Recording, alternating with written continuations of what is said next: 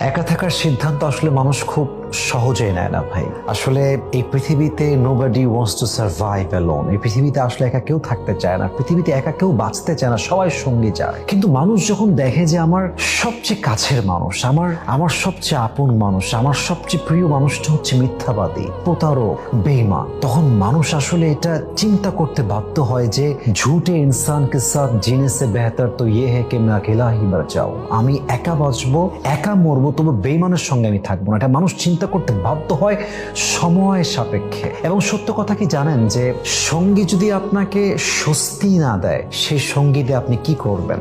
সঙ্গী মানে হচ্ছে বিশ্বাসের জায়গা, সঙ্গী মানে হচ্ছে ভরসার জায়গা, সঙ্গী মানে হচ্ছে আমার সবচেয়ে স্বস্তির জায়গা। তো সেই সঙ্গী যদি বেঈমান না হয়, তবে সেই সঙ্গীর সঙ্গে বাঁচার চাইতে আজীবন একা বাঁচা উত্তম, একা মরাই উত্তম।